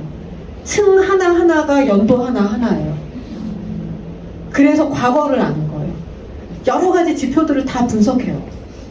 여기 들어있는 미량 원소들, 동위 원소 이런 것들을 다 분석을 해서 과거의 기후가 어땠는지를 알아낼 수가 있어요. 과거를 알면 우리가 미래를 또 예측할 수 있으니까 그 중에 하나가 여기에 가라앉아 있는 딱딱한 플랑크톤 껍데기들이 있거든요. 얘네들은 껍데기가 탄산칼슘이야. 그래서 사라지지 않고 남아있어요. 모양이 남아있어요. 근데 어떤 애들은 따뜻할 때 더 많이 있는 종이 있고 추울 때 더 많이 있는 종들이 있잖아요. 얘네들이 비율을 가지고 그 시대의 해수 온도를 예측할 수가 있는 거예요. 근데 스웨덴 팀이 북극 가운데까지 가서 얼음을 뚫고 해저 퇴적물을 얻어가지고 과거의 북극 바다가 어땠는지 연구를 해서 2013년 바로 며칠 전에 이제 이게 제가 최근에 본 논문이거든요. 논문이 나왔어요. 2023년 논문이죠. 네이처 커뮤니케이션에 나왔는데 해보니까 현재는 이래요. 얼음이 있는 곳이 있어요. 얼음이 있는 곳 밑에 사는 생물이 있고 얼음이 있으면 살지 못하는 까만 생물이 있는데 이런 식으로 지금 있어요. 이제 해수를 떠보면 알 수 있죠. 뭐가 사는지. 과거의 퇴적물을 보니까 까만 애도 살고 있어. 그건 무슨 뜻? 과거에는 얼음이 지금보다 적었구나. 그 간빙기 때. 우리 이전에 간빙기 때는 적었구나. 그래서 이분들의 제안은 과거에는 북극해가 열려 있었을 것 같다. 여기가 좀 동글동글한 데가 그 연구한 코어링 했던 장소들이거든요. 엄청난 일을 한 거예요, 사실 이게. 막 여기까지 배 끌고 가가지고 막 코어링 다 하신 건데 이게 그 생물이에요. 이 생물이 얘가 발견이 됐어요. 지금은 여기서만 발견되거든요, 이 생물이. 근데 얘가 여기서도 발견이 돼서 과거에는 얼음이 여름에는 좀 거의 없어졌던 것 같다 라고 이제 이분들은 주장을 하세요. 이게 아직 확실히 정해지진 않았어요. 이거에 또 반대되는 데이터를 가지고 다른 의견을 내시는 분들도 있거든요. 몇 년이 지나면 이게 이제 정리가 될 것 같아요. 이건 이제 저희 우리나라에 다산기지가 있는 곳 반도고 이게 다 빙하들이에요. 빙하. 얘네들이 이제 흘러내려가면 얘네가 해수면 상승의 원인이 되는 거죠. 다산기지 옆에 약간 뭔가 줄 같은 게 보이지 않으세요? 그게 뭘까요? 활주로. 비행기가 저기는 이제 아스팔트로 포장은 안 했고 맨 땅이야. 저 먼지가 팡팡 날리는 활주로. 자, 여기에서 제가 연구를 했어요. 여기 앞에 빙하가 사라진 다음에 생물이 어떻게 천의를 하는가, 어떻게 정착을 하는가를 연구를 했는데 바로 여기 보면은 여기가 다 겨울에는 눈에 덮여 있어요. 눈이 녹으면서 일시적으로 강물이 만들어져요. 삼각지만 만들어졌죠. 여기 강물이 만들어서 막 흘러내려가니까 원래 강물이 이런 물이어야 되는데 흙탕물이 되는 거죠. 자, 여기를 거꾸로 뒤집었어요. 지금 여기 앞에 여기가 노르웨이 과학자들이 항공사진으로 1920년에 찍었을 때 얼음에 덮여있던 라인이에요. 그 다음에 48년, 66년, 그 다음부터는 인공위성으로 관찰해요. 90년, 95년, 2014년. 매년 얼음은 사라지고 있어요. 사실 눈이 더 많이 오고 계속 더 축적되는 게 많으면 얘네가 더 늘어날 수가 있는데 반대인 거죠, 지금. 지금은 정말로 사라지고 있구나. 그래서 그 질문 중에 그런 분이 있었는데 기후변화, 북극에서 실제로 느끼는 기후변화 그런 현상들에 대해서 질문하셨던 분이 있는데 그것에 대한 답이 될 수 있을 것 같아요. 요즘 지구온난화가 심각한데 직접 목격한 광경이 어떠신가요? 저는 이제 여기 가서 코어링 하고 그러는데 보면은 저만큼 가 있어요. 작년에 분명 여기까지 있었는데 저쪽에 가 있어요. 그래서 정말 빙하가 얼음이 녹고 있구나, 사라지고 있구나 이걸 목격을 합니다. 이게 노르웨이 연구소에서 28년에 찍은 사진인데 사진 작가가 크리스찬 아슬룬드라는 사진 작가가 2003년에 똑같은 장소에서 찍은 거예요. 이만큼 사라졌죠. 똑같은 장소예요. 저 앞에 있었던 게 다 사라졌어요. 이렇게 다 사라져버렸어요. 이게 이제 북극의 현실입니다. 얼음이 사라지다 보니까 얼음에 잇대어 살던 생물들도 영향을 받는데 곰은 원래 얼음에 살면 이제 여름철에 얼음에 있으면서 물범을 잡아먹고 살아요. 물범 사냥을 해요. 근데 얘가 얼음이 사라지니까 사냥하기가 힘들어지니까 새알을 깨먹었어요. 지금 사라지는 새알, 남아있는 숫자, 그 앞발이 지금 노랗게 됐어. 하도 깨먹어가지고. 그런가 하면 술록도 사냥해 먹는 장면이 많이 노출이 됐어요. 물론 이게 스발바르는 그동안 보고되지 않았었고 캐나다에서는 가끔 이런 보고가 있었는데 스발바르에서 최근에 보고가 되고 있어요. 이게 북극에서의 환경 변화가 그곳에 살고 있는 생명체들에게 영향을 실제로 주고 있구나. 저는 이제 식물을 연구하는데 많은 식물이 사라질 것 같다. 그런 이제 걱정을 하고 있어요. 얘네들이 사라지기 전에 좀 지켜야 할 텐데. 자, 자, 그럼 북극의 변화가 우리랑은 무슨 상관일까요? 북극 이야기 아닌가? 내가 뭐 이럴 수 있잖아요. 그래서 우리랑은 어떤 연결이 되어 있는지 한번 보려고 합니다. 우리가 최근에 날씨와 관련된 뉴스를 참 많이 보게 되죠. 올여름 어떠셨나요?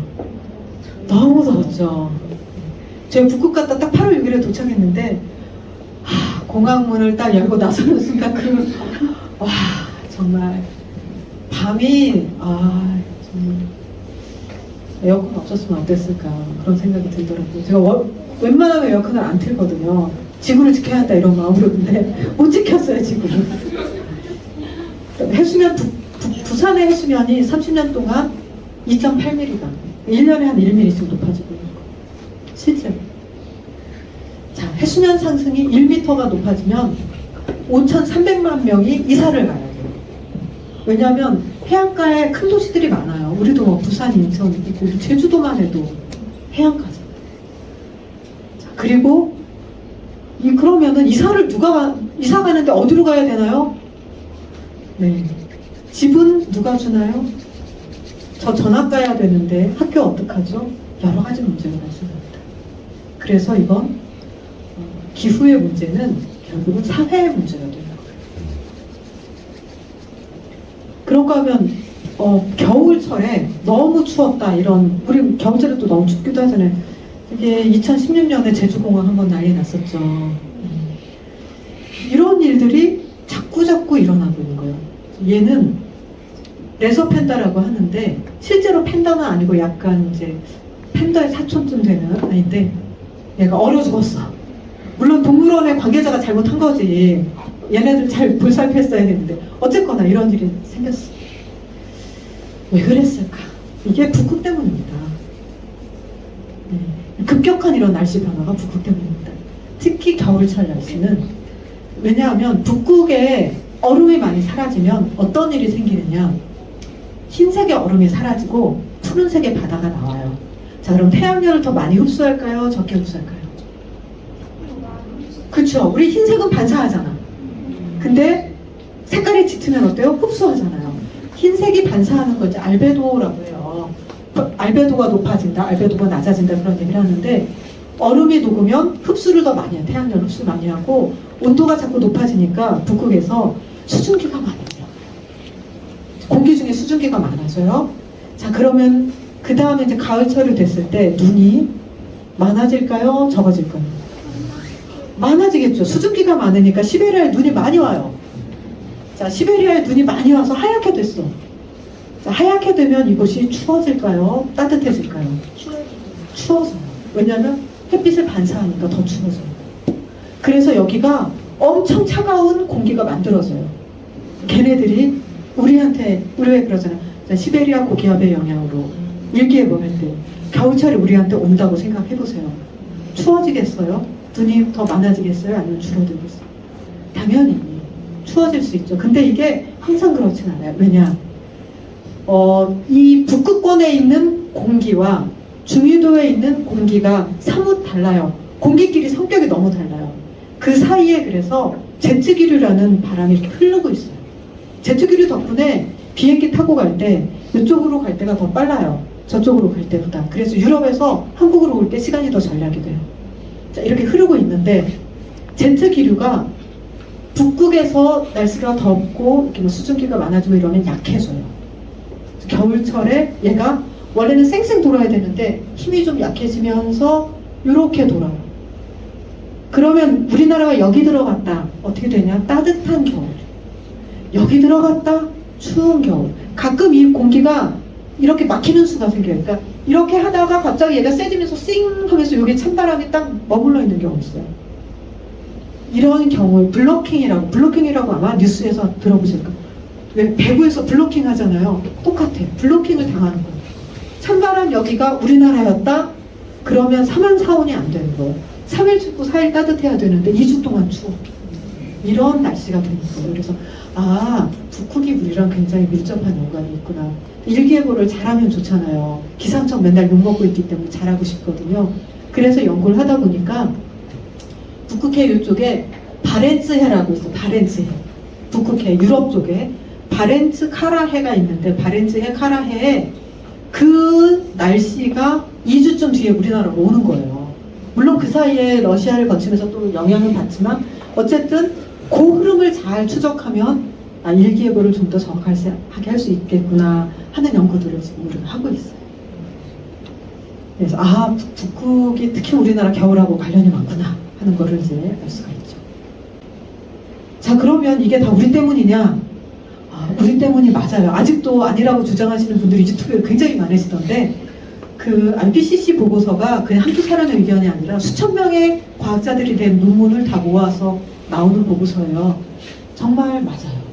근데 원래 과학자들은 말을 그렇게 세게 못하세요. 저희가 훈련을 받기를 100%는 없다. 실험을 해보면 항상 예외가 나오기 때문에 그런 경향이 있다. 그럴 확률이 90%다. 이런 식으로 말하도록 이제 항상 트레이닝을 받고 저희들이 또 좀 내향형이 많아요. 과학자들이. 이렇게 밖에 나가서 그렇게 막 하는 거 별로 안 좋아하거든요.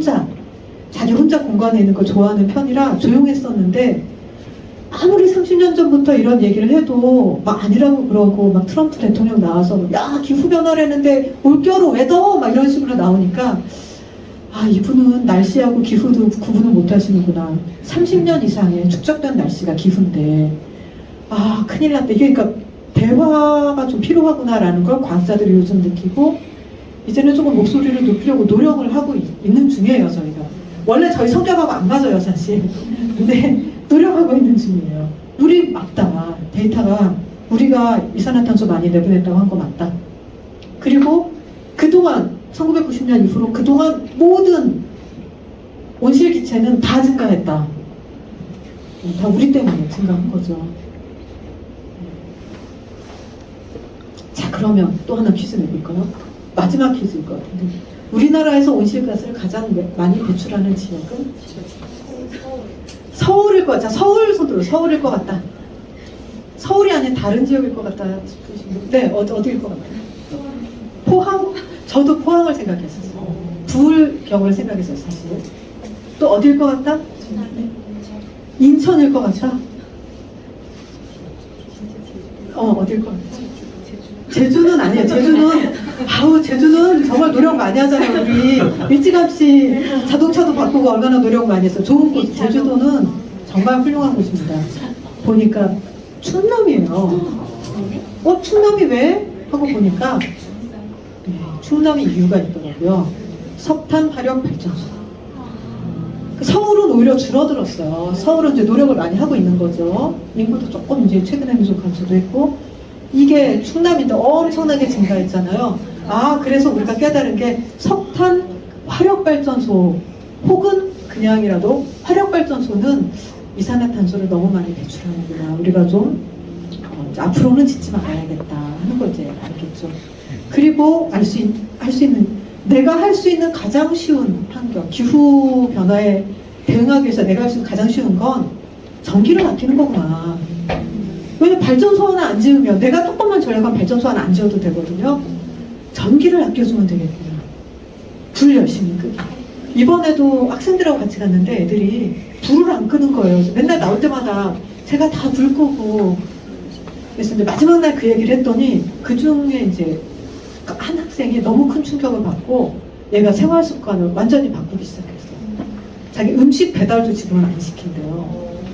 그래서 엄마가 깜짝 놀랐대. 얘가 북극 갔다 와서 달라졌다. 우리 애가 달라졌어요. 그래서 저도 전기를 아끼자. 그것만 잘해도 충분히, 왜냐하면 우리가 워낙 사람이 많기 때문에 한 사람이 조금만 아껴주면 발전소 하나는 없앨 수 있어요. 우리 해보자고요. 앞으로 어떻게 되느냐? 온도는 올라갈 겁니다. 아무리 우리가 노력해도 그동안 배출해 놓은 게 있어서 당분간은 더 올라갈 겁니다. 그러나 우리가 지금부터 노력하면 점점 이제 올라갔던 게 점점 이제 조금 유지되다가 내려갈 겁니다. 그래서 이제 이렇게까지 하면 안 되겠죠. 이렇게까지 되면은 너무 심각해요. 이것도 안 했으면 좋겠어요. 여기서 했으면 좋겠는데 이미 1.2도가 올라갔네. 급하네. 이제 이런 상황이죠. 이게 최근에 한 30년 동안에 온도가 얼마나 높아졌냐인데요. 1도 올라간 데가 되게 많아요. 실제로. 저 위에는 하얀해요. 하얀 곳은 온도 측정이 안 되고 30년 동안의 데이터가 없는 곳이고요. 그나마 내려간 곳이 남극 주변에 약간 이 정도밖에 없어요. 지구 전체가. 그런가 하면 이거는 60년 동안의 강수량의 변화예요. 강수량이 증가한 곳과 감소한 곳은 갈색인데 감소한 곳을 보면은 아프리카. 여기가 옛날에는 그나마 농사를 지었던 곳들이 있었는데 지금은 완전 사막이에요. 그 다음에 이 동네 그 주로 보면은 좀 내전 많이 일어나는 동네들. 그 다음에 여기 호주. 우리 호주 산불 기억하시나요? 코알라 너무 불쌍했잖아요. 그게 이유가 있어요. 왜냐? 건조해져서. 너무 건조해졌기 때문에 산불이 일어날 수밖에 없게 된 거예요. 캘리포니아도 마찬가지예요. 캘리포니아 산불도 그 사람들이 잘못해서가 아니라 너무 건조해져서 자연스럽게 일어날 수밖에 없는 거예요. 기후변화가 우리에게 실제적으로 영향을 미치는 거예요. 근데 산불이 일어나고 나면 어떻게 돼요? 나무가 타죠. 나무는 어떤 일을 해요? 광합성에서 CO2를 흡수하잖아요. 어떡하면 좋아. CO2 흡수하는 흡수원이 사라지고 있네. 또 산불 불이 타면 어떻게 해요? 불이 타는 건 산소가 사라지고 이산화탄소가 나오는 거잖아요. 이산화탄소는 엄청 많이 발생했네. 물론 산불에 또 약간 좋은 점이 있긴 한데 그 검은색 재가 많이 나오잖아요. 그 블랙카본이라고 해. 블랙카본은 살짝 햇빛을 가려주는 역할을 하기는 해요. 그러나 전체적으로 볼 때는 역시 안 좋은 쪽으로 작용을 한다. 자, 그리고 기후는 이제는 이제 사회 문제라는 것을 보여주는 데이터들이 점점 나오고 있는데 이게 식량 가격이에요. 식량 가격은 날씨하고 완전 밀접해요. 올해 너무 가물었다 그러면 생산량이 뚝 떨어지고 그러면 가격은 확 올라가거든요. 식량 가격이 갑자기 올라갔을 때, 날씨가 안 좋아서 올라갔을 때 빨간색이 폭동, 뭐 소요 이런 거 일어난 거, 그 나라에서 일어났던 일들인데, 자 보세요. 그러면은 가격과 폭동이 일어난 게 너무 일치하지 않아요? 사람이 먹고 살기 힘든, 배가 고프면 뭐 더 이상은 참을 수 없다 하는 거죠. 그래서 나가서 폭동을 일으키고, 여기 괄호 안의 숫자는 사상자의 숫자예요. 많은 사람들이 피해를 입게 되고. 시리아 같은 경우는 물론 이제 내부적인 정치적인 문제도 있지만 먹고 살기 힘들어서 사람들이 대거 난민으로 유럽으로 밀려 들어가는 거죠. 가까운 터키를 통해서 유럽으로 많이 가니까 유럽은 또 난민들이 아프리카에서 몰려오지, 시리아에서 몰려오지, 너무 힘든 거예요. 그러니까 유럽은 기후 문제에 너무너무 민감해져 있어요. 이제 미국은 별로 많이 안 오니까 장벽 정도 치고 좀 해결하려고, 우리는 거의 안 오니까 조금 둔감한 게 아닌가, 그런 생각도 좀 들더라고요. 그린란드에서 빙하가 녹았었대요. 작년 이야기인데 엄청나게 많은 양이 순식간에 녹아서 확 쏟아져 내릴 거예요. 바다로 막 빙하물이 쏟아져 내렸어요. 빙하물은 알다시피 맹물이잖아요. 짠물이 아니에요. 자, 이런 물이 흘러들어갔을 때 어떤 일이 일어날 수 있는가? 기후를 결정하는데 해류가 굉장히 중요한 역할을 해요. 예를 들어 볼게요. 자, 여기에 영국이 있어요. 영국은 북에 50도 위까지 올라가요. 영국은 자칭 자기네는, 영국의 특히 북쪽에 뭐 스코틀랜드 이런 부분들은 우리는 바이킹의 후예, 우리는 북극권 국가, 이렇게 또 막 얘기를 하세요. 요즘. 그런데 영국과 우리나라 북이 37도, 겨울철에 어디가 더 추운가요? 이런 질문을 하는 이유는 북이 50도인 영국보다 우리나라가 더 춥기 때문이죠. 그 북이 40도 넘는 독일에서 겨울에 별로 난방 안 해요. 그렇게까지만 난방을 안 해도 버틸 수 있는, 그래서 이번에 우크라이나를 러시아가 침입해서 러시아 천연가스를 수입하지 못하게 됐을 때 힘들긴 했지만 버틸만 했다. 다행히도 겨울이 너무 춥지 않아서 이렇게 됐었거든요. 왜 영국이 더 따뜻한가? 따뜻한 난류가 올라가면서 유럽 쪽에 따뜻한 에너지를 전달해줘. 엄청난 에너지를 전달해줘요. 굉장히 해류가 중요합니다. 그런데 이 해류가, 따뜻한 해류가 흘러가다가 북극에 가면 가라앉아요. 따뜻하면 아까 찬물이 더 무겁다고 했는데 그러면 따뜻한 물이 위에 떠 있어야 되는데, 이유가 또 있어요. 북극해에는 여러 강물이 흘러들어서 지구상에서 가장 싱거운 바다예요. 짠물과, 여기는 이제 짠물이죠. 게다가 막 이렇게 증발해가지고 더 짜졌어. 짠물이 올라가서 싱거운 물과 만났어요. 어떤 물이 내려갈까요? 짠물이 내려가요. 따뜻한 짠물이 밑으로 내려갑니다. 그래서 저기서 심층수로 내려가요. 그래서 전 세계에 이렇게 해류가 흘러가는 해류의 흐름이 만들어지는 거예요. 그런데 그린란드에서 물이 갑자기 막 쏟아져 내렸다. 그래서 싱거워졌다. 그럼 어떤 일이 생기냐? 그린란드 올라가기 전에 해류는 밑으로 가라앉게 되죠. 그럼 유럽은 따뜻한 에너지를 받지 못하고 빙하기가 올 수도 있습니다. 이런 과학적인 예측에 근거해서 만들었던 영화가 더 투머로우였어요. 투머로우의 첫 부분에 보면은 바다에 뭐 이렇게 부표를 감시하는 무슨 조그만한 허름한 연구소에서 컴퓨터 모니터에 하나가 삐삐삐삐 하니까 뭐야 이거 고장났나? 왜 온도가 이렇게 낮아져서 그냥 지나가는데 그게 고장이 아니었던 거예요. 알고 보니 그게 진짜였던 거죠.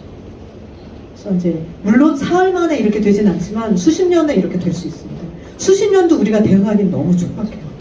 그래서 과학자들은 이런 일이 진짜 일어날 것인가 아닐까를 알기 위해서 또 이쪽에 엄청나게 많은 그 데이터들을 수집하고 있는데 아직은 팽배해요. 의견이 일어날 수 있다 하는 그룹이 있고 그 정도까지 그린란드에서 많이 녹아내릴 것 같지는 않는데 라는 그룹도 있어요. 뭐가 실제일지는 사실 알 수가 없는데 실제로 일어나면 안 된다는 건 분명하죠. 네. 그래서 이제 유럽은 무슨 일을 많이 하느냐? 이제는 유럽은 굉장히 지금 강력하게 기후에 대응을 하려고 하면서 노력을 하는데 우리나라에 작년에 삼성전자가 알리백이에요. 알리백은 재생 에너지를 100% 쓰겠다 하는 그룹에 가입을 했어요. 우리는 앞으로 이렇게 하겠다. 10년 내에 재생 에너지를 100% 쓰겠다. 그런 이유가 있습니다. 독일 같은 경우는 이미 알리백을 국가 전체적으로 하겠다고 하고 그리고 자기네는 이렇게 재생에너지로 전환하고 모든 공장 이렇게 돌리겠다고 하면 그 다음은 뭐라 하겠어요? 이거 안 한 자동차는 수입하지 않겠다예요. 왜냐하면 자기네 자동차가 굉장히 중요한 산업인데 밀리거든. 도요타에 밀리고 현대에 밀리거든요. 그러면 어떻게 해야 되겠어요? 뭔가 허들을 만들어야 되잖아요. 장벽을 만드는데 이거예요, 장벽이. 니네 나라 공장은 재생에너지 안 쓰지? 너 이거 수입 못 하겠는데? 이렇게 하겠다는 거예요. 근데 이걸 자동차 껍데기만 하는 게 아니라 그 속에 들어가는 부품 모든 하나하나까지 다. 자동차도 반도체가 들어가요. 그러면 삼성 반도체 들어간 자동차는 못 쓰겠는데? 그리고 우리 볼보에 삼성 반도체 못 쓰겠는데? 이렇게 되는 거예요. 삼성이 그냥 마음이 착해서 이렇게 하신 게 아니라 경제적으로 다 따져보니 해야 되겠구나 해서 했다는 걸 알 수가 있죠. 이거는 미국도 마찬가지예요. 이제 미국도 그 허들을 만들 거예요. 그래서 우리가 가만히 있으면 안 되고 열심히 노력을 해야 되는데 또 이제 정치적인 문제로도 최근에 너무 풍력 에너지 막 태양열 에너지 안 좋다고 하시는데 그렇지 않고 그걸 하신 분들의 문제인 거고 실제로는 재생에너지가 정말 중요합니다. 재생에너지를 늘려야 돼요. 문제는 우리는 아직 10%도 안 돼. 7.5%. 그러니까 공장을 돌릴 재생에너지가 없어요, 솔직히 말해서. 그러면 공장 베트남으로 가야 돼요. 베트남이 30%거든요. 베트남으로 가야 되나? 고민을 할 수밖에 없어요, 회사 입장에서는. 만약에 공장이 그쪽으로 가면 우리 남편의 직장에 가면서 잘릴 수도 있는 그런 일이 생길 수 있는 거예요. 이거 굉장히 우리 심각한 문제가 될 수 있어요. 이게 사소한 문제가 아니거든요. 눈여겨봐야 되고 우리는 이제 재생에너지를 늘려야 합니다. 라고 목소리를 높여야 되는 상황인 거죠. 영국과 노르웨이는 수소에너지를 앞으로 사용하겠다라고 계획을 수립했고 다시안기지가 있는 스발바르가 시범 지역이에요. 거기가 원래 석탄 캐가지고 석탄으로 발전기 돌려서 전기 쓰고 있는데 석탄 탄광을 이미 다 문을 닫았고 7개 중에 다 닫고 하나가 남았어요. 그 하나도 2년 뒤에 문을 닫아요. 그 하나 남은 건 이제 발전소로 어쨌든 돌려야 되니까 그럼 그 전에 어떻게 할 거냐? 발전소를 수소로 우리는 바꾸겠다예요. 그래서 굉장히 많은 노력들을 하고 있고 그리고 이미 자동차도 매년 팔리는 자동차의 70%가 노르웨이는 전기차예요. 왜냐? 전기차만 세금을 깎아주거든. 그 전기차가 더 싸. 다 전기차 사죠. 나라의 정책이 굉장히 중요하구나. 그런 걸 알 수가 있습니다.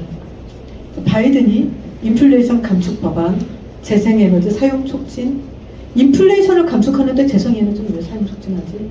이 관련이 있어요. 인플레이션을 감축하면서 우리는 공장을 많이 세우겠다. 물가가 올라가지 않게 하려면 사람들이 그리고 또 월급을 많이 받아야 되기 때문에 공장은 우리나라에 세워, 미국에 세워, 삼성 미국에 세워, 미국에서 반도체 생산해. 그런데 우리는 재생에너지를 많이 쓸 거야. 자, 그러면 나중에 수입할 때 허들은 또 뭐다? 재생에너지가 될 수도 있어요. 고민을 해야 돼요. 이거 진지하게 고민해야 돼요. 근데 우리나라의 그 정책의 결정이 많은 부분을 국회에서 해요. 왜냐면 국민의 대표니까. 우리가 뽑았잖아. 나를 대표한다고 그래요. 근데 나의 의견과 상관이 없어. 그러면 안 되잖아요. 그렇기 때문에 국회의원에게 전화를 하셔야 됩니다. 과연 당신 이번에 선거에 나올 건데 내년에 바로 하잖아요. 에너지에 대해서 관심이 어떤가요? 기후변화에 대한 당신의 의견은 어떤가요? 자꾸 물어보시면 국민들이 이거 관심이 많으시네 하면서 이분들도 고민을 하고 보좌관한테 A 보좌관 이 부분에 대해서 좀 생각을 해보지, 자료 좀 조사해보지 할 수가 있어요. 우리가 맨날 다리 놔주세요.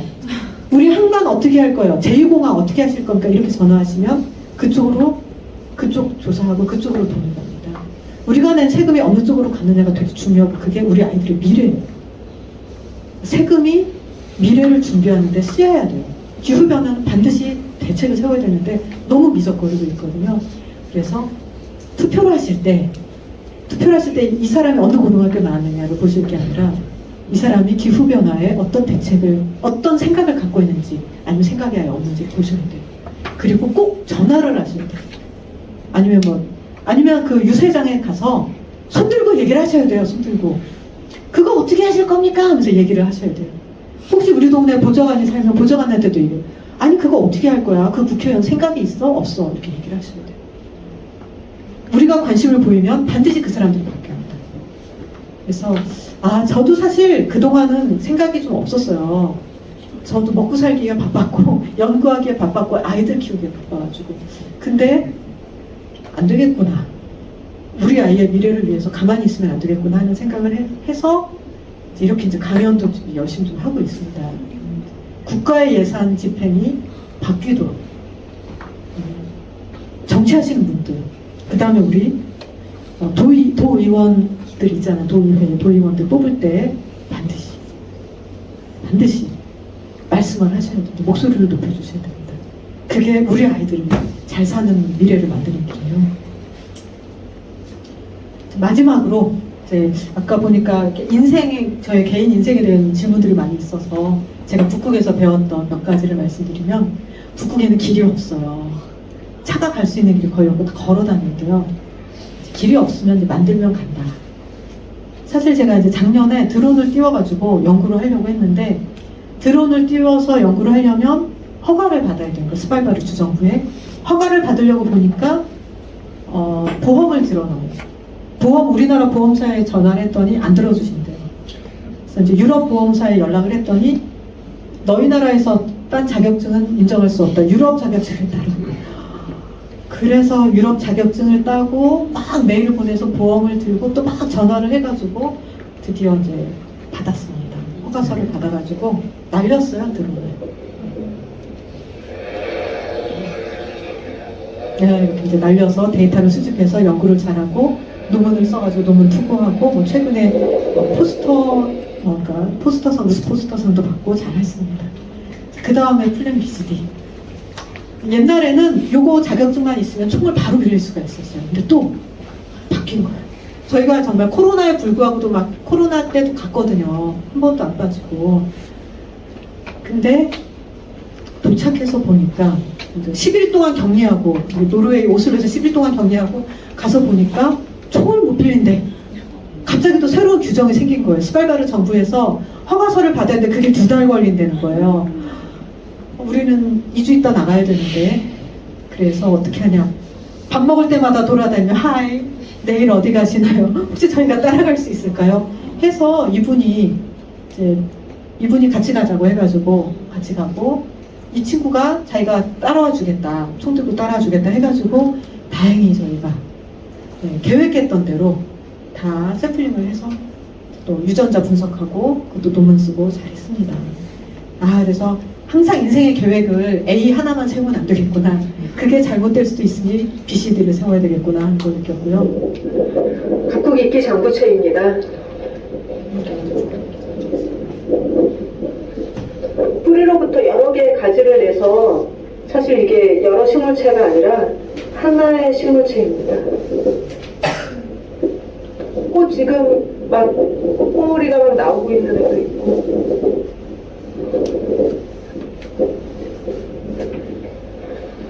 그 옆에 빨간 꽃은 나도수영, 그 옆에 기는 줄기가 있는 건 자두범애기, 아까 얘기했던 자두범애기. 그 옆에 흰색 꽃은 고사꽃다지. 걸어 다닐 때는 잘 보이지 않는데 이렇게 가만히 앉아서 주변을 들여다보면 식물이 보이더라고요. 그래서 우리 인생도 살짝 이렇게 걸음을 멈출 때 보이는 게 있는 것 같습니다. 북극 개미자리. 네, 저도 이제 아까 보니까 그 엄마는 북극 출장 중 책을 쓴 계기는 그 어떤 계기로 엄마는 북극 출장 중을 쓰게 되었나요? 라고 질문하신 분이 있었는데 제가 사실 인생을 잠깐 걸음을 멈춰야 될 때가 있었어요. 자의가 아니라 타의로. 소장님이 갑자기 저희 팀을 미워하셔서 과제를 하나 잘리셔가지고 제가 일이 좀 없어진 거예요. 근데 너무 막 분했어요. 억울했어요. 연구를 이렇게 잘하고 있는데 나를 자르다니. 개인, 그것도 이제 저 때문이 아니라 제 원래 위에 계셨던 분과 서로 사이가 안 좋은데 위에 계셨던 분이 과제가 없고 그 밑에 있는 사람들이 과제가 있으니까 그 과제를 잘라버리신 거예요. 그래서 네, 너무 그때 막 너무 큰 충격을 받았고 이런 일로 문제가 생기리라고는 생각을 안 해봤기 때문에 연구는 실력이다라고 생각했기 때문에 큰 충격을 받았고 막 살짝 교통사고가 났어요. 그 생각하면서 운전하다가 그 정도로 제가 충격을 받고 밤에 막 잠도 안 오고 그래서 안 되겠다 하고 노르웨이 파견을 잠깐 나갔다 온 거예요. 그래서 시간이 살짝 생겼을 때 저의 인생을 돌아보고자 글을 쓴 겁니다. 그게 엄마 출장 중이었어요. 그러면서 이제 그동안의 연구 인생을 한번 정리를 하고 앞으로 내가 무슨 인생을 살 것인가, 어떤 연구를 할 것인가 하면서 이제 연구의 방향을 바뀌었어요. 북극 식물이 자꾸 사라지는데 그걸 좀 보존하는 쪽으로 연구를 해야겠다. 또 계획을 좀 바꿨어요.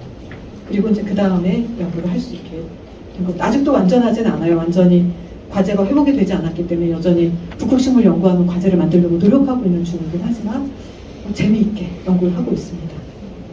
그래서 잠시 이렇게 인생에 쉼표를 찍어도 괜찮다라는 생각을 했고요. 마지막으로 제가 우주 연구하고 싶다고 했잖아요. 저희 이제 최용해 박사가 사실은 돌에 사는 미생물을 연구했어요. 우리가 달에서 오는 시료는 없기 때문에 돌에 미생물이 살아요. 곰팡이도 살고 광합성하는 미세조류도 살고.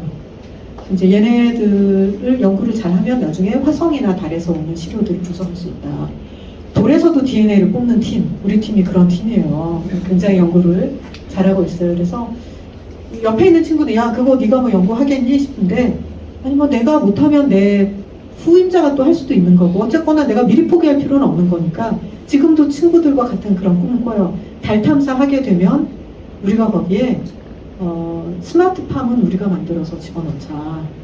우리는 이제 이런 척박한 땅에서 생물이 살아가는 것에 대한 많은 지식을 가지고 있으니까 충분히 할 수 있다 해서 그런 아이디어를 가지고 지금 연구를 준비를 하고 있어요.